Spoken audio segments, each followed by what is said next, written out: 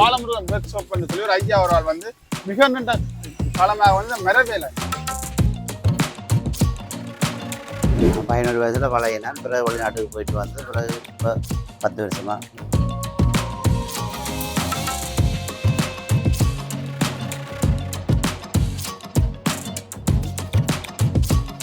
சர்வசாதாரணமாக இப்போ கொழும்புல முதலீடு கேட்க 37,000 போன பற்றியெல்லாம் இப்போ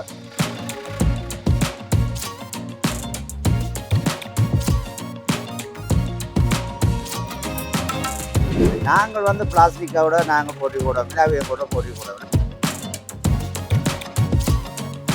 பார்த்தீங்கன்னு சொன்னால் இது வந்து எங்களுடைய முந்தின காலத்தில் வந்து இப்போ இந்த இது சேரெல்லாம் ஜெர்மனுக்கு அனுப்புறது தான் செய்யுது. 5 வருஷம் வெளிநாட்டிலிருந்து வந்து பக்கத்துக்கு வீட்டுக்காரங்க யார் சொல்லி கேட்குறாங்க. இந்த கொத்து வேலையெல்லாம் 7 படிக்கப்படியும் தான் செய்கிறது.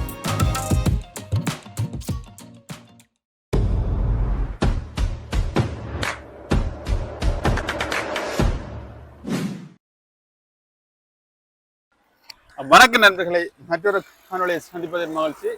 நாங்கள் இப்போ எங்கே நிற்கிறோம் என்று சொன்னால் நீர்வேலி படக்கு, அதாவது வந்து கோப்பாய் சந்திலிருந்து ஒரு அண்மித்த தூரத்தில் இருக்கக்கூடிய கோப்பாய் சந்தியில் நிற்கிறேன்.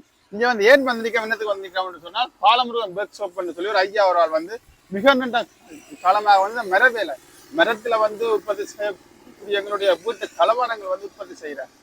இப்போ அந்த ஐயாவோட தான் வந்து கைக்கப்புறம் வாங்க நான் வீடியோக்குள்ளே போகிறேன். வணக்கம் ஐயா. பேர் என்ன ஐயா உங்களோட? மார்க்கண்டு சர்க்கணும். மார்க்கண்டு சர்க்கணும். நீங்கள் நீர்வேலி தான்? நீர்வேலி தான். அதாவது வந்து இப்போ உங்களோட வயசு 57 வயது. இந்த இது நான் இதால் போய்க்கு வந்து சில விஷயங்கள் வந்து பார்த்தினாங்களா, இந்த வீட்டுக்கு தேவையான இந்த பழைய ஆலையில் பொருட்கள் எல்லாமே வந்து இங்கே வந்து இருக்குது. இப்போ இந்த இது வந்து எவ்வளோ காலமாக நீங்கள் செய்து கொண்டிருக்கீங்க? நான் 15 வயசுல பழகினான். பிறகு வெளிநாட்டுக்கு போயிட்டு வந்து பிறகு இப்போ 10 வருஷமா எழுதணும். 10 வருஷமாக செய்து கொண்டிருக்கிறீங்க. இப்போ உங்கள்ட்ட என்னென்ன வகையான அந்த பழங்காலத்து எங்களுடைய தளவாடங்கள் வந்து இருக்கு? இப்போ பழைய காலத்து தளவாடம்னு சொல்லி ஒன்றும் வச்சிருக்கிறதில்ல தானே. இல்லை இப்போ நாங்கள் இப்போ பழைய முறையில் இருந்தது. இப்போ வந்து பழைய முறையில் உள்ளதெல்லாம் இப்போ கதிரிகள், கட்டில்கள், மேசைகள், டீப்போ இதெல்லாம் செய்து கொண்டு இருக்கிறோம். மற்றபடி அந்த பழைய பொருட்களும் வந்தால் ரிப்பேர் செய்து கொடுக்கக்கூடிய மற்றபடி நாங்கள் விரும்பி வரல. நான் இப்போ சொன்னேன்னா இந்த முந்தி வந்து பயன்படுத்தப்பட்டது, இந்த இடையில வந்து மரவிப்பு இப்போ மீண்டும் அதை பயன்படுத்து. இப்போ உதாரணத்துக்கு தொட்டில் இருக்கு தானே. இப்ப என்னதான் பிளாஸ்டிக்ல வந்தாலும் தொட்டில வந்து பிளாஸ்டிக்ல செய்யலுமா? இல்ல இதுக்கு தான். ஆனா இதே மாதிரி உறுதி இல்லை தானே. அது உறுதி இல்லை. அந்த கம்பியல் வச்சு வந்து செய்யற விஷயங்கள் இல்லையா? ஆனா இப்ப இதுல பாத்தீங்கன்னா சோம்பரி கதிரை கிடக்குது. சோம்பரி கதிரை சொல்றது ஈஸிச்சியா. அது எங்களுடைய ஊர் பாசையில வந்து சோம்பரி கதிரை இதுல படுத்து நல்ல ஒரு தூக்கம் வரும். அதை விட சோபா செட்டுகள் இருக்கு இல்லையா, தொட்டில் இருக்குது, இந்த கதிரை இருக்கு. இப்ப இதனுடைய கேள்வி வந்து மக்கள் மத்தியில் எப்படி இருக்கு? இப்ப இதுல குசன் செட்டியெல்லாம் எடுத்தாலும் ஆனால் விலையை ஒப்பிட்டு பார்க்க 2 சமம் தான். அதுவும் 60,000 தான் ஒரு செட். அது 3 கதிரை போது நாங்கள் 6 கதிரை ஒரு செட்டாக கொடுக்குறோம். ஆனால் அதை விட இது பெரும்பாலும் இப்போ நான் 11 வயசுல வேலை வழங்கி நான் வெளிநாடு போய் வந்திருந்தாலும் இப்போ வரைக்கும் அந்த கதிரெல்லாம் திரும்ப ரிப்பேருக்கு வருது. ஆனால் பிளாஸ்டிக் கதிரை ரிப்பேருக்கு வந்ததா இல்லை. அதான் ரிப்பேர் செய்யலாம். இப்போ உங்கள்ட்ட அந்த பின்னல் கதிரெல்லாம் இருக்கு பார்த்தேன், அது நாங்கள் இருக்கு. அப்போ அப்படி செய்து வைக்கலாம் இருக்குமே தவிர இது மற்றபடி பிளாஸ்டிக் இது ஒப்பிடையலாது. ஆனால் இது அதை விட கூடின காலம் தான் உறுதியானது. கிட்டத்தட்ட இப்போ நீ என்னென்ன மரங்களை பயன்படுத்தி இந்த பொருட்கள்? நாங்கள் முதிரத்தடி, வேம்பு, இது 2 தான் கதிரை மேசை செய்யலாம். மற்றதல் மாவுக்கனி, பிளாத்தடிலாம் அவ்வளோ உறுதியானது இல்லை. இல்லை. அதில் இந்த சும்மா அந்த சின்ன சின்ன இலப்பாடு. அந்த தேக்கு, இப்போ தேக்கு முதலி எல்லாம் பெரும்பாலும் இப்போ தடிகளை விட கூட வேண்டும். அதனால அதில் கொஞ்சம் குறைவு. முதல வேப்பத்தடியெல்லாம் கூடுதலாக செய்கிறது. ஆனால் சில பேர் காசு போனாலும் பரவாயில்ல, நீங்கள் முதல்ல செய்ய கொண்டாங்க. அப்படி வந்தால் நாங்கள் அப்படி செய்து கொடுக்குறோம் முதலில். இப்போ சப்பு அந்த மெட்ட பிள்ளைகள் வந்து ஈஸியாக எடுக்கலாம். இப்போ சப்பு பலை எடுத்தோ மாவுக்கனி பலை எடுத்தோ அந்த கதிரை மேசை செய்யலாம். நானா இப்போ அந்த தேக்கு அந்த முதிரை பால தடியல் வந்து உங்களுக்கு இப்போ என்ன மாதிரி ரகமே செய்கிறீங்க? இப்போ நாங்கள் எல்லாத்துக்கும் போமேட் போடணும். இப்போ மரக்காலையில் வந்து போமேட்டோட போட்டாவே அறுத்து வச்சுருக்கேன். நாங்கள் போய் இப்போ எங்களுக்கு எவ்வளோ சாமான் தேவையோ அதை பில்லை போட்டு அந்த பெர்மிட்டோட கொண்டு வந்து வச்சு நாங்கள் செய்வோம். ம். அதே நேரத்தில் இப்போ ஃபாரஸ்டர்லாம் வரையும் பார்க்குறதுக்கு வந்தால் நாங்கள் அந்த பில்லை காட்டுவோம்.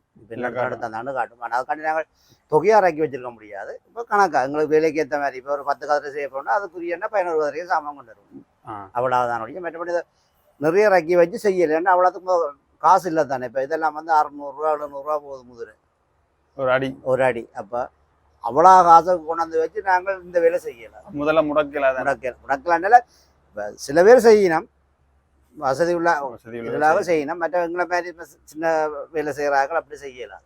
இப்போ அவங்களோட நிறைய மிஷினரிகள் பார்த்தேன். இந்த மிஷினரி வந்து ஒவ்வொரு மிஷின்டையும் என்னென்ன இந்த வேலை பாடங்களை சொல்லுங்க பாப்போம்.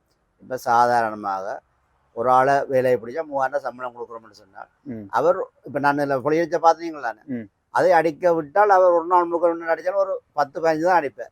நாங்கள் ஒரு மணித்தியாலத்தில் தேவையான சாமான்லாம் அடிக்கலாம். அப்போ அதனால வேலை சுலபம் பண்ணுறதுக்காண்டி செய்யும். இப்போ இந்த மிஷின் எல்லாமே வந்து பண்ணால தான் கொண்டு வந்து இல்லை இங்கே ஸ்ரீலங்காவில் இப்போ இதனுடைய பெருமதி இப்பத்திய காலத்தில் வந்து இதனுடைய பெருமதி வந்து எவ்வளோ போகுது?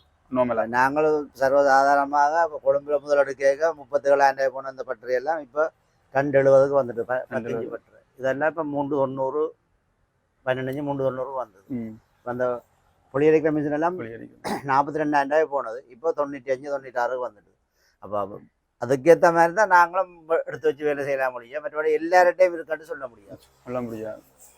இப்போ இந்த பிளாஸ்டிக் இதுகளோட ஒப்புடைக்கு வந்து இப்போ நீங்கள் எதிர்கொள்கிற சவால் என்ன? இப்போ இந்த மரக்கதை வந்து செய்து அல்லது மர தளவாடங்களை செய்து விற்பனை செய்யறதுல நீங்கள் எதிர்கொள்கிற சவால்கள்? இப்போ நாங்கள் வந்து பிளாஸ்டிக்கோட நாங்கள் போட்டி போடவில்லை, அவை எங்களோட போட்டி போடவில்லை. மக்கள் என்ன விரும்பி வரணும் அதை தான் நாங்கள் கொடுக்குறோம். அவை பிளாஸ்டிக் வேணால் பிளாஸ்டிக்கே கடையில் வாங்கிட்டு போயிடும். எங்கள்கிட்ட வந்து மரத்தளவாடம் போட மரத்தளவாடம் கொடுக்குறோம், அவ்வளோதான். மற்றபடி அவை எங்களுக்கு போட்டி நாங்கள் அவைக்கு போட்டி அப்படியெல்லாம் இல்லை. எங்கள்கிட்ட தொழில் இதுக்கு என்ன பொறுமதியோ அந்த நம்பிக்கையில் சொல்லுவோம். அவை ஒன்று ஏற்றுக்கொள்ளுவேணும். இல்லைன்னு சொன்னால் நாங்கள் இன்னொரு அளவு கொடுப்போம், அவ்வளோ. மற்றபடி இதுதான் பில்லைன்னு சொல்லி கொடுக்க முடியாது. ஏன்னால் இப்போ 100 எடுக்கிற தடியெல்லாம் 700 800 வந்துட்டு. அப்போ 100 எடுத்த தடி இதெல்லாம் இப்போ இருக்கிஞ்ச வரும் 50 வருஷத்துக்கு பிறகு வரும். அப்போ அதை நாங்கள் புறாணிக்கு முடியலாது. அப்போ அதை செட் பண்ணி கொடுப்போம். அதுக்கு உரிய காசு எடுப்போம். அதாவது கொண்டு வர பழைய சாமான் செய்கிறத விட புது செய்கிற லாபம். அவை பழைய இதுகளை வந்து ரிப்பேரிங் செய்கிறத விட புது செய்கிற லாபம் செய்கிறது வந்து லாபம். என்னால் அதில் எல்லா தடையும் மாற்ற வேண்டி தானே வரும். கிட்டத்தட்ட எல்லாமே வந்து இப்போ கணக்காலம் மண்டைக்கு உள்ள ஏதோ ஒரு வகையில் பலதுண்டு ஏற்பட்டிருக்கு. இந்த பூச்சி அடிக்கிறது வராது. முதல தடியில வேப்பந்தடியில வந்து பூச்சியில் வந்து அடிக்கிறது இல்லை.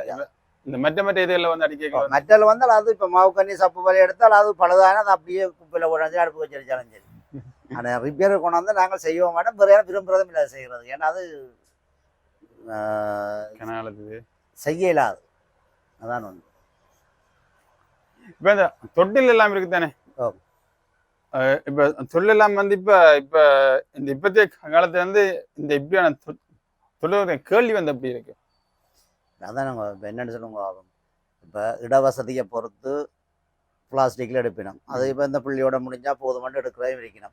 இல்லை எங்கட பரம்பரையாக இருக்கணும்னு சொல்லி எடுக்கிறதையும் இருக்கணும். பரம்பரையாக இருக்கணும்னு சொல்லி வரோம் மரத்துக்கு விரும்பினோம். சரி இந்த புள்ளியோடைய முடிஞ்சால் போதுமென்று நினைக்கிறார்கள், அப்படியே போயிடும், பிளாஸ்டிக்கோடையே போயிடும். இப்போ இந்த சின்ன பிள்ளை அந்த நட வண்டி இருக்கு தானே. இந்த இருக்கு வண்டி இருக்கா? பார்க்கலாம் இருக்கா? இந்த இருக்கு. இப்போ பார்த்தீங்கன்னு சொன்னால் இது வந்து எங்களுடைய முந்தின காலத்தில் வந்து எங்களோட பிள்ளைகளுக்கு வந்து நட பழக்கிறதுக்காக செய்யுது. ஆனால் இப்போ எல்லாமே வந்து நவீனம் இப்போ வாங்கினோம் தானே. இப்போ பெரும்பாலாக்கள் வந்து ஈஸியாக வந்து என்ன பண்ணால் அந்த போக்கருக்கு எரிஞ்சி விட்டோம்னா ஓகே பிள்ளை பழைய ஈஸியாக பண்ணேன்.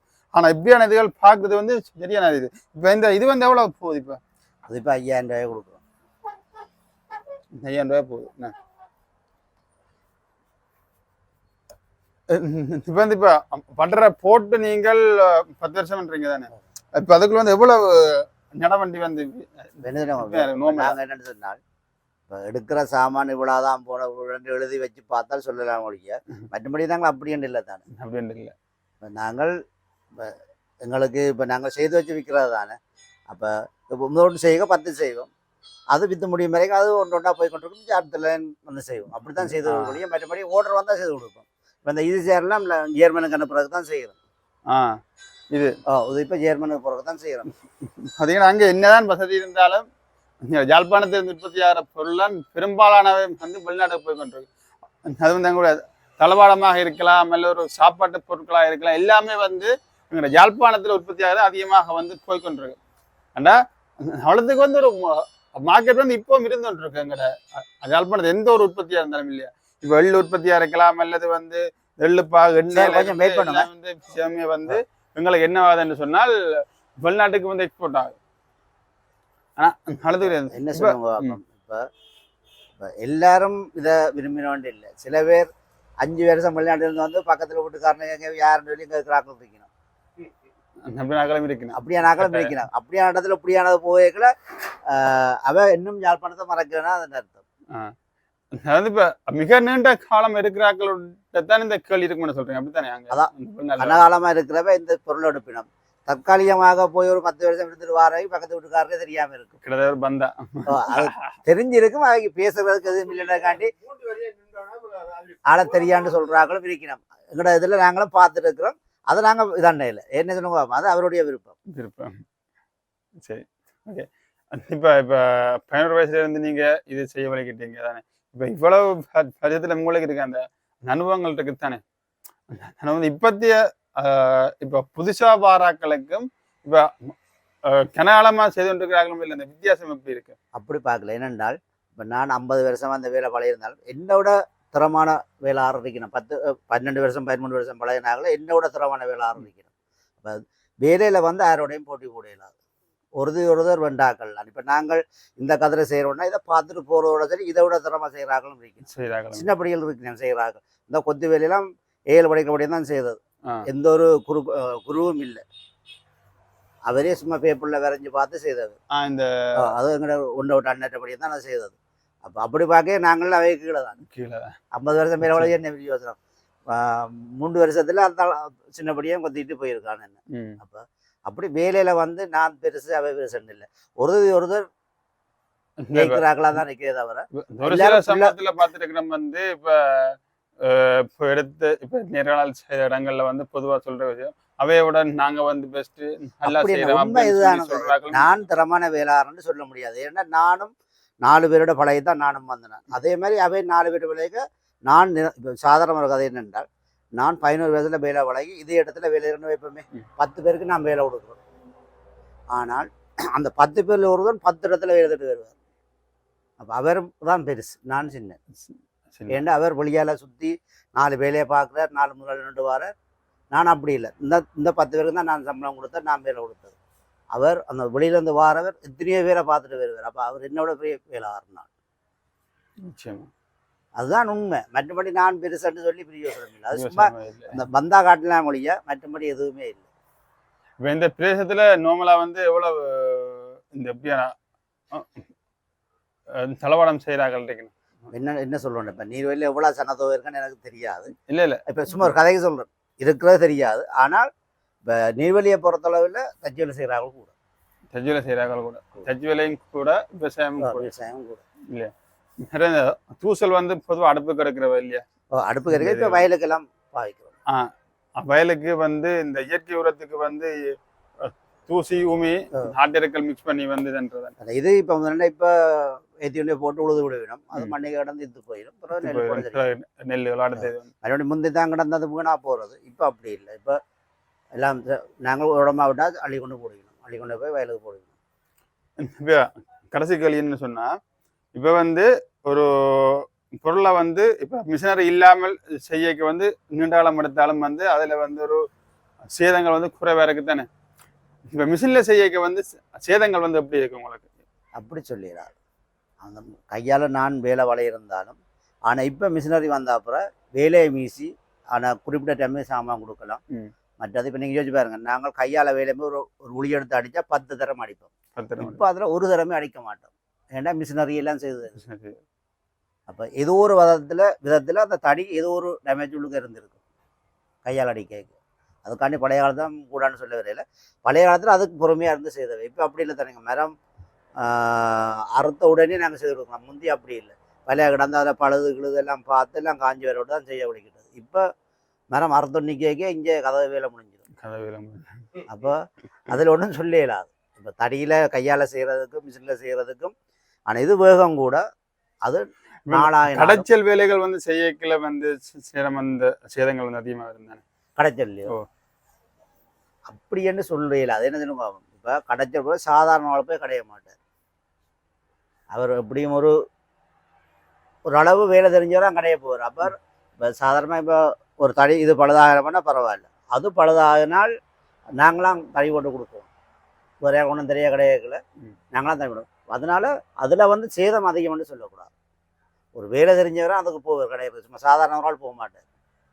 இப்போ மிஷினில் எல்லாம் 25 வீதம் பழையனாக்களும் மிஷினில் வேலை செய்யலாம். கடைச்சல் வந்து அப்படி விளைய மாட்டோம். பூரணமான ஒரு அதாவது இப்போ நாங்கள்லாம் பெரிய வேலையாளர் இல்லை. இப்போ நான் அதில் போட்டு செய்ததெல்லாம் நீர்வேலை இருக்கணும், ஒரு 5 நிமிஷத்தில் கடையிறாங்களும் இருக்கணும். ஆனால் அவையோட ஒப்பிட்டு பார்க்க நாங்களெல்லாம் இப்போ பழகிறோம்னு சொல்லுவோம். வயசு போட்டு சொல்லுவீங்க, மற்றபடி வேலை விளையாண்டு சொல்ல முடியாது. சரி, ஓகே. எங்களுக்கு இப்போ நேரம் ஒதுக்கி எங்களுக்காகவே நீங்கள் மிஷின் எல்லாம் போட்டு செய்து கண்ணது வந்து நன்றி. சரிதானே ஐயா? சரி, மற்றொரு காணொலி உங்களை சந்திக்கிறேன். அதுவரை நன்றி, வணக்கம்.